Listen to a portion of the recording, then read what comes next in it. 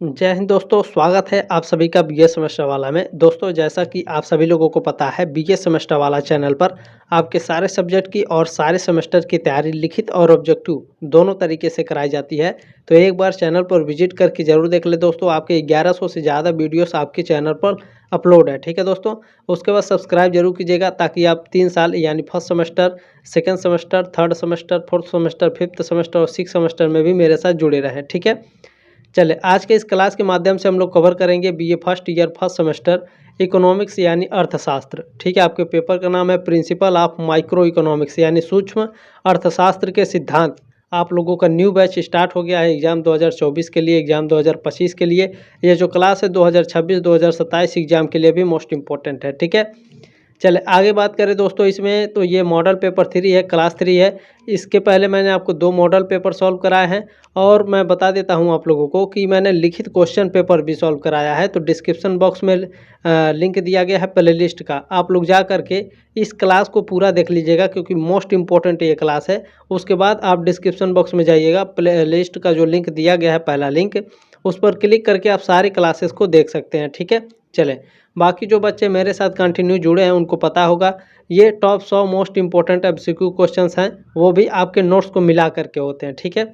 अब बात करें ऑब्जेक्टिव एग्जाम कहाँ कहाँ होगी। दीनदयाल उपाध्याय गोरखपुर विश्वविद्यालय में, राजा महेंद्र प्रताप सिंह स्टेट यूनिवर्सिटी में, डॉक्टर भीमराव अम्बेडकर यूनिवर्सिटी में, मां कुंभारी यूनिवर्सिटी में, सिद्धार्थ यूनिवर्सिटी में भी कुछ कुछ होते हैं, कुछ लिखित एग्जाम भी होते हैं। अच्छा, लिखित एग्जाम आपके वीर बहादुर सिंह पूर्वांचल यूनिवर्सिटी में भी होता है और राम मनोहर लोहिया अवध विश्वविद्यालय में भी लिखित एग्जाम होता है। तो जिनका लिखित एग्जाम है डिस्क्रिप्शन बॉक्स में अभी तुरंत जाएं, प्लेलिस्ट में मैंने आपके लिखित क्वेश्चन पेपर सॉल्व कराए हैं। क्वेश्चन पेपर को जरूर देख लें, गारंटी है उस क्वेश्चन पेपर से आपके एग्जाम में प्रश्न आएंगे, ठीक है। चले, बाकी आप भारत के किसी भी यूनिवर्सिटी से हो, किसी भी राज्य से हो, आप इस क्लास को अटेंड कर सकते हैं बशर्ते आपका सिलेबस का नेम और सिलेबस सेम होना चाहिए, ठीक है। चलें स्टार्ट करते हैं दोस्तों आज की क्लास। इसमें पहला प्रश्न आपका पूछा गया है, प्रकार अधिमान सिद्धांत आधारित है दुर्बल क्रमबद्धता पर, सबल क्रमबद्धता पर या फिर शून्य क्रमबद्धता पर। किस पर प्रकार अधिमान सिद्धांत आधारित होता है? तो साथियों, जो आपका सबल क्रमबद्धता होता है इस पर प्रकार अधिमान सिद्धांत आधारित होता है। बी ऑप्शन आपका राइट है। प्रश्न नंबर 2 आपका पूछा गया है, तटस्थता वक्र विश्लेषण आधारित है, तो यह क्रमवाचक दृष्टिकोण पर आधारित होता है। बी ऑप्शन आपका राइट है। दोस्तों, ये बहुत ही मॉडल पेपर इम्पोर्टेंट है, बहुत ही बनाने में मेहनत लगता है। तो ये आपकी जिम्मेदारी है और आपसे रिक्वेस्ट है कि आप इस क्वेश्चन पेपर को, यानी जो ये मॉडल पेपर है, इस तरह से शेयर बटन बना होगा, इस पर क्लिक करके व्हाट्सएप पर इस क्लास को ज़रूर शेयर कर दीजिएगा। ये आपकी जिम्मेदारी है, आपसे रिक्वेस्ट है। और दोस्तों, एक लाइक ज़रूर कर दीजिएगा। अगर लाइक करेंगे तो यूट्यूब क्या करता है, इस वीडियो को रिकमेंड करता है, बाकी बच्चों के पास भेजता है, ठीक है। तो लाइक ज़रूर कीजिएगा आप लोग।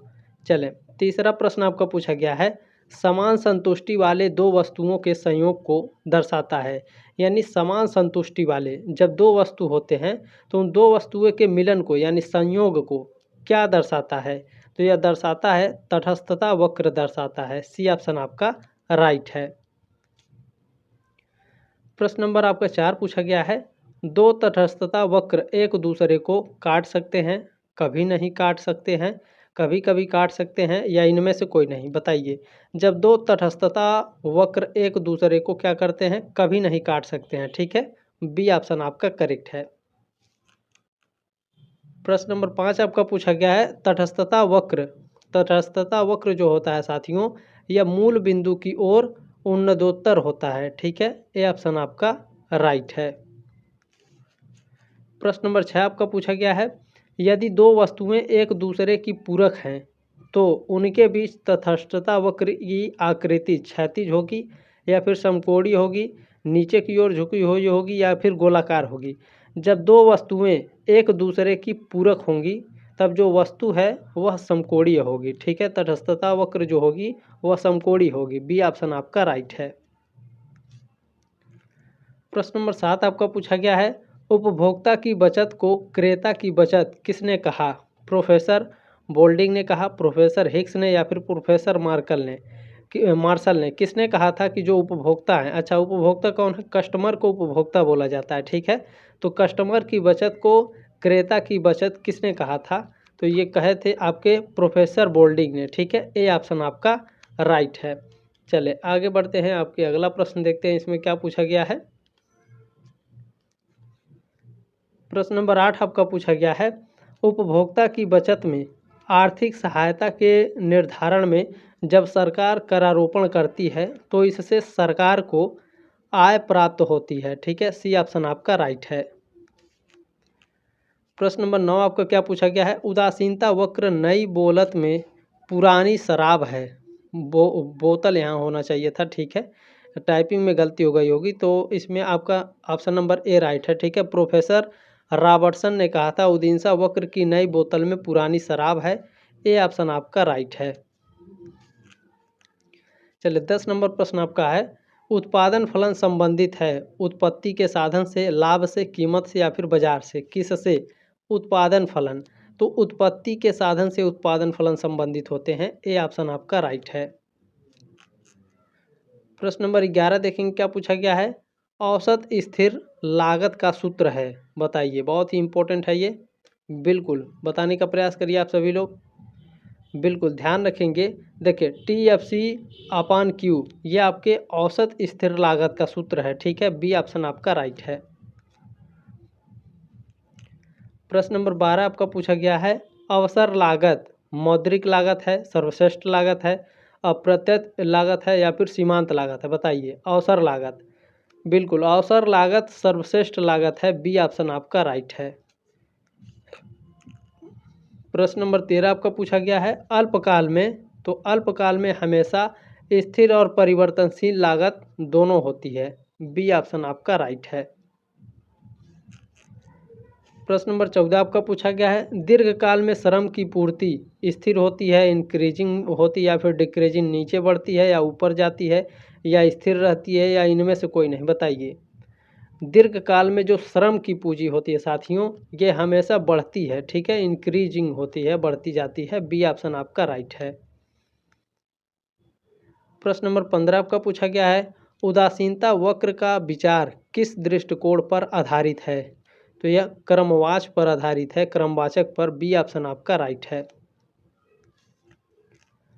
प्रश्न नंबर 16 आपका पूछा गया है, क्या पूछा गया भैया, उदासीनता वक्र मूल बिंदु के नदोत्तर होते हैं, उन्नदोत्तर होते हैं, समानांतर होते हैं या इनमें से कोई नहीं, बताइए।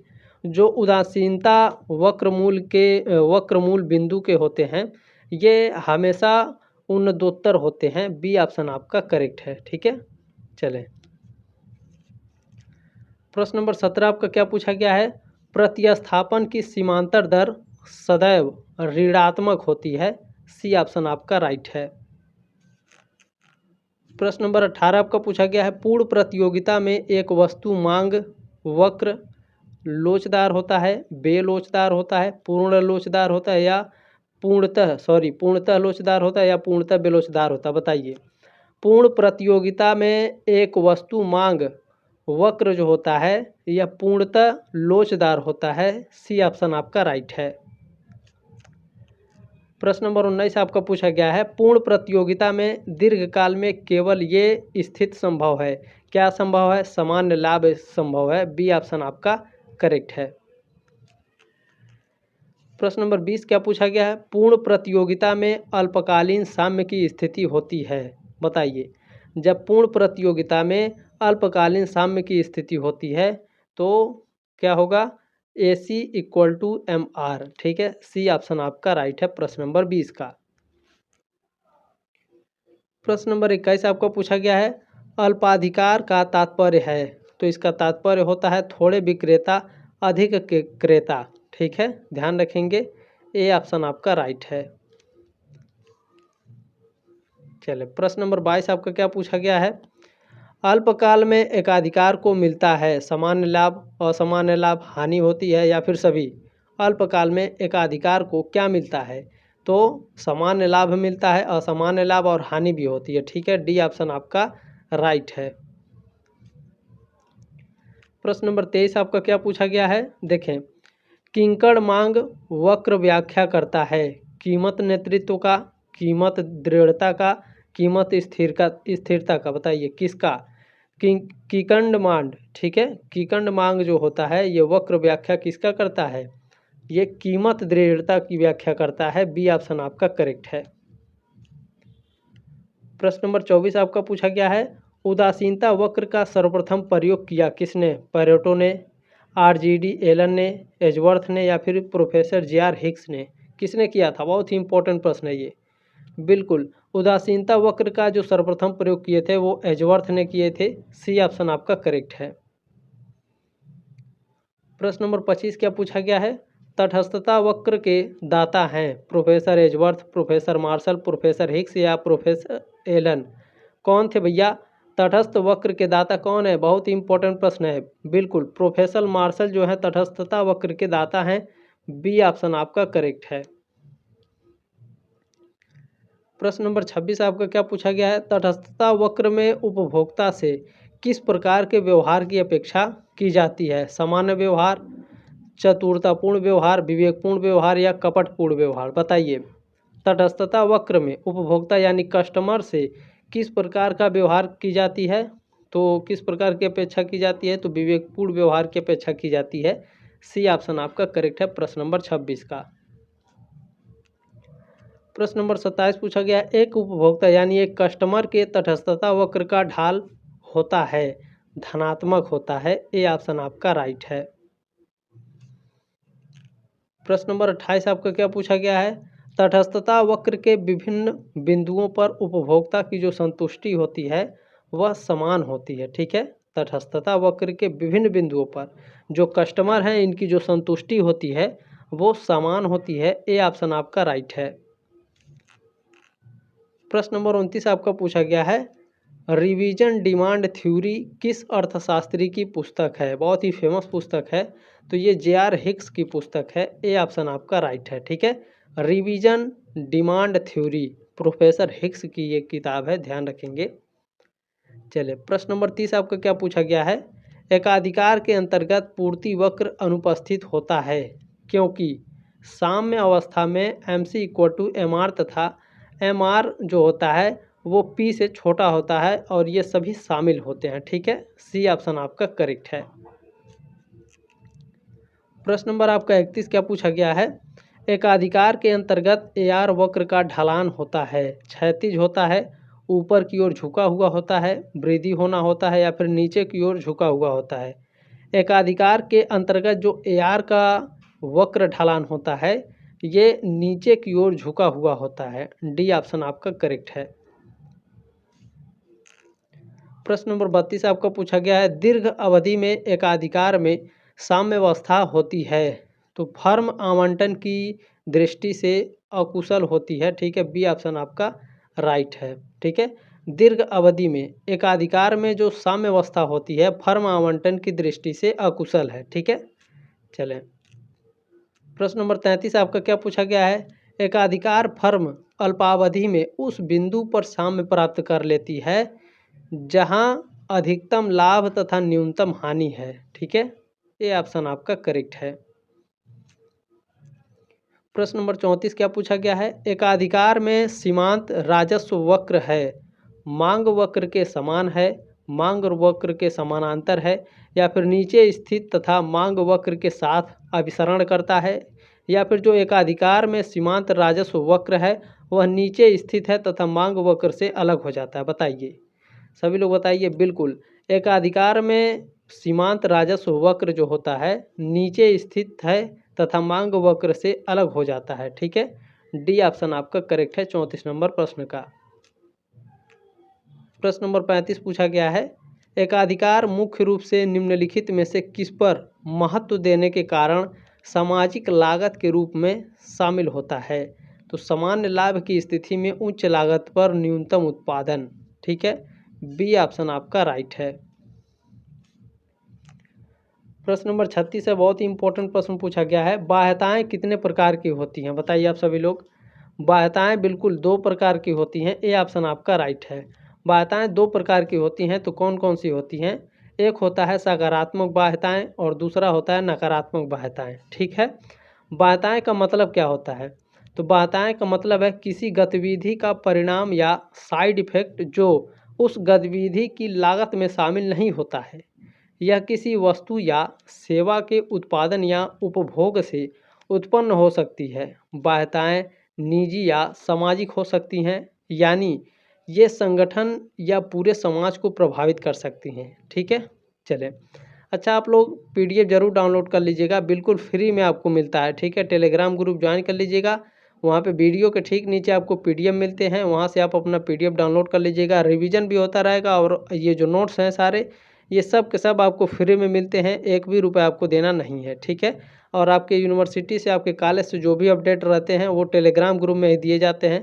वीडियो बनाना पॉसिबल नहीं हो पाता है। ठीक है, तो टेलीग्राम ग्रुप में ही आपके न्यूज़ जो भी वगैरह रहते हैं आपको सेंड कर दिया जाता है, तो उसमें ज्वाइन हो जाइएगा टेलीग्राम ग्रुप में। ठीक है, चलें, डिस्क्रिप्शन बॉक्स में लिंक दिया गया है।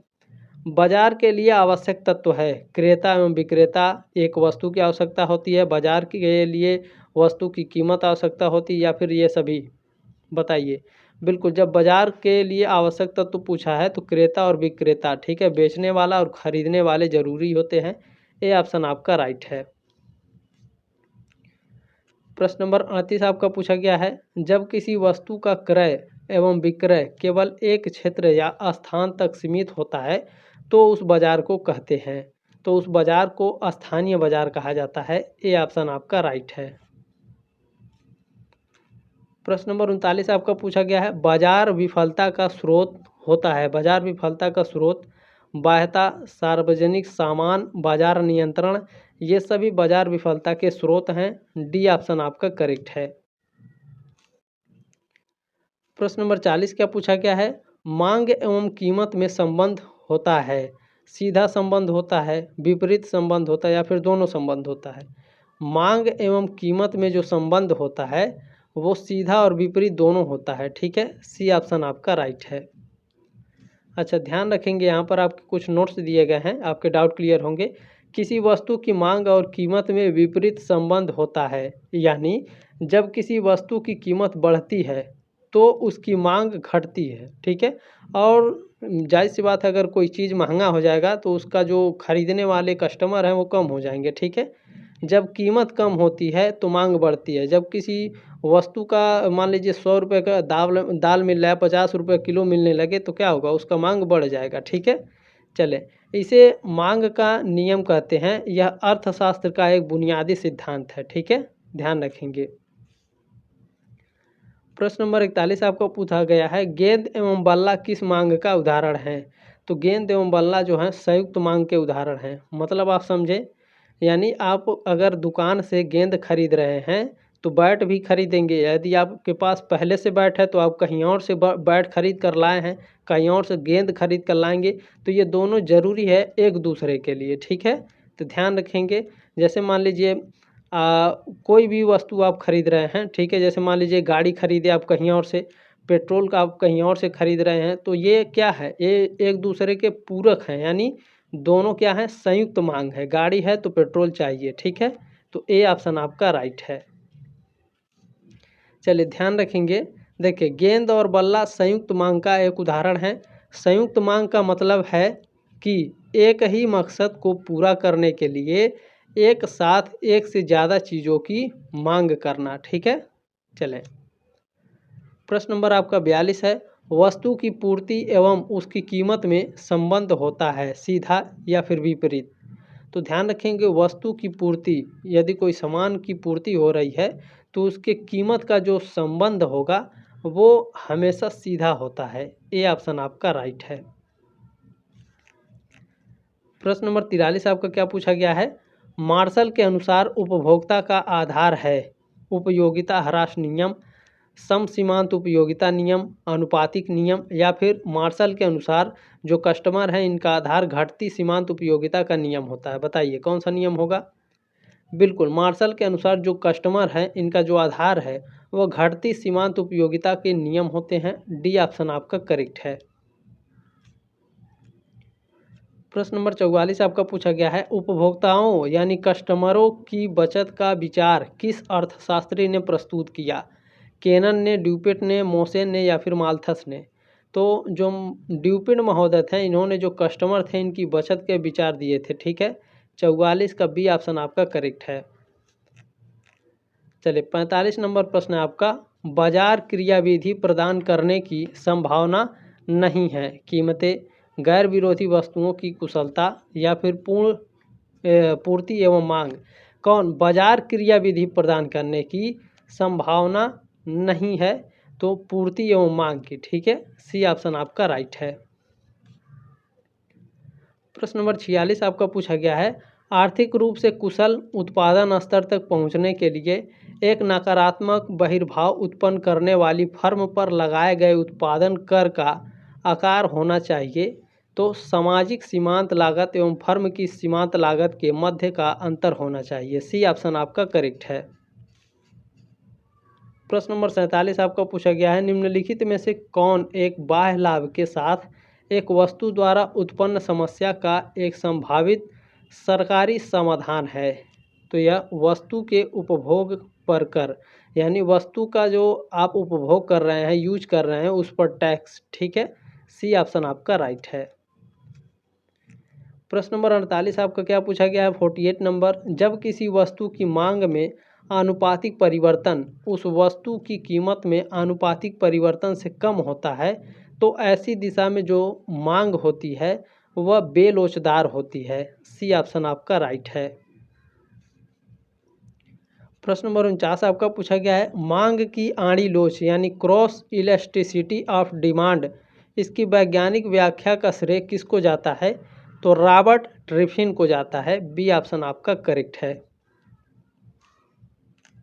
प्रश्न नंबर 50 आपका पूछा गया है, अपूर्ण प्रतियोगिता का विचार सर्वप्रथम दिया प्रोफेसर रॉबिन्सन ने, या फिर श्रीमती जॉन रॉबिन्सन ने, या फिर प्रोफेसर किन्स ने, या फिर प्रोफेसर सैमुअल्सन ने? बताइए अपूर्ण प्रतियोगिता का विचार सर्वप्रथम जो दिए थे वो श्रीमती जॉन रॉबिन्सन ने दी थी। ठीक है, बी ऑप्शन आपका राइट है। अच्छा, इस समय थोड़ा नवरात्रि का समय चल रहा है, तो बगल में माता जी के भजन चल रहे हैं, तो थोड़ा सा आप लोग मैनेज करेंगे। ठीक है, बाकी मैं तेज से बोलने का प्रयास करूंगा ताकि आप लोगों को अच्छे से सुनाई दे। चलिए, प्रश्न नंबर 51 है, अपूर्ण प्रतियोगिता में सीमांत आगम औसत आगम से अधिक होता है, कम होता है, समान होता है? बताइए। अपूर्ण प्रतियोगिता में सीमांत आगम औसत आगम से हमेशा कम होता है। बी ऑप्शन आपका करेक्ट है। प्रश्न नंबर 52 है आपका, कारक बाजार में कारक मूल्य का निर्धारण निम्नलिखित बलों के अंतर्गत किया जाता है। तो मांग एवं पूर्ति के, ठीक है, मांग एवं आपूर्ति के अंतर्गत किया जाता है। डी ऑप्शन आपका करेक्ट है। मतलब कारक बाजार में कारक मूल्य का निर्धारण मांग एवं आपूर्ति बलों के अंतर्गत किया जाता है। ठीक है, चले प्रश्न नंबर 53 क्या है आपका, कारक मूल्य निर्धारण के अध्ययन को वैकल्पिक रूप से किसका सिद्धांत कहा जाता है? तो कार्यात्मक वितरण का सिद्धांत कहा जाता है। ए ऑप्शन आपका राइट है। प्रश्न नंबर आपका 54 54 नंबर पूछा गया है, हमें कारक की इकाइयों को उस बिंदु पर नियोजित करना चाहिए जहां यमार ऋणात्मक है, एमपी कारक की कीमत के बराबर है, या फिर एमपी धनात्मक है, या फिर एमपी बढ़ रहा है? बताइए। हमें कारक की इकाइयों को उस बिंदु पर नियोजित करना चाहिए जहां एमपी कारक की कीमत के बराबर है। ठीक है, 54 का बी ऑप्शन आपका करेक्ट है। प्रश्न नंबर 55 आपका क्या पूछा गया है, उत्पादन के कारक को लगान पर लेने की मात्रा को निश्चित करने के लिए एक फर्म तुलना किससे करती है? तो एक जो फर्म होती है ये जो तुलना करती है ये कारक मूल्य सीमांत उत्पादन का मूल्य से तुलना करती है। बी ऑप्शन आपका करेक्ट है। प्रश्न नंबर 56 आपका पूछा गया है, निम्नलिखित में से कौन उत्पादन का कारक नहीं है? भूमि, श्रम, मूल्य या पूंजी? तो देखिए, जो मूल्य है साथियों ये आपके उत्पादन का कारक नहीं है। भूमि, श्रम और पूंजी ये आपके उत्पादन के कारक होते हैं, मूल्य आपके उत्पादन का कारक नहीं है। सी ऑप्शन आपका करेक्ट है। प्रश्न नंबर 57 आपका पूछा गया, सीमांत उपयोगिता सिद्धांत को कहा जाता है, क्या कहा जाता है? वास्तविक सिद्धांत कहा जाता है। ठीक है, ये ऑप्शन आपका राइट है। प्रश्न नंबर 58 आपका पूछा गया, निम्नलिखित में से कौन वितरण के सीमांत उपयोगिता सिद्धांत की मान्यता नहीं है? तो कारक की न्यूनतम कीमत। सी ऑप्शन आपका राइट है। प्रश्न नंबर 59 आपका पूछा गया है, जब कारक की इकाइयाँ बढ़ती हैं तो एक कारक की सीमांत राजस्व उत्पादकता जो होती है गिर जाती है या कम हो जाती है। ये ऑप्शन आपका राइट है। प्रश्न नंबर 60 आपका क्या पूछा गया है, व्युत्पन्न मांग से क्या तात्पर्य है। व्युत्पन्न मांग जो होता है मांग विक्रेताओं की आय, स्वाद आदि से प्राप्त होती है। बी ऑप्शन आपका करेक्ट है। उम्मीद है साथियों आपको क्लास अच्छा लगा होगा, जानकारी अच्छी लगी होगी। प्लीज़ इस क्लास को आगे ज़रूर शेयर करेंगे, यह आपकी जिम्मेदारी है, आपसे रिक्वेस्ट है। और सबसे मोस्ट इम्पोर्टेंट बात यह है दोस्तों कि आप लोग सब्सक्राइब कर लीजिएगा ताकि आप लोग 3 साल हमारे साथ ज़रूर जुड़े रहें, ठीक है। इस क्लास को 1 लाइक ज़रूर कर दीजिएगा ताकि जो यूट्यूब है इस क्लास को आगे बाकी बच्चों के पास ज़रूर भेजे, ठीक है। और आप लोग भी सेंड करेंगे बाकी बच्चों के पास। तो जल्दी मिलते हैं आपके। अच्छा, इस बार आपका मॉडल पेपर नहीं आएगा, सीधे क्वेश्चन पेपर आएगा, ठीक है। मैं क्वेश्चन पेपर सॉल्व कराने वाला हूं क्योंकि आप लोगों का एग्ज़ाम नवंबर दिसंबर में शुरू होने वाला है, ठीक है। तो अगली क्लास में हम लोग क्वेश्चन पेपर लेके हाजिर होंगे। तब तक के लिए जय हिंद, वंदे मातरम।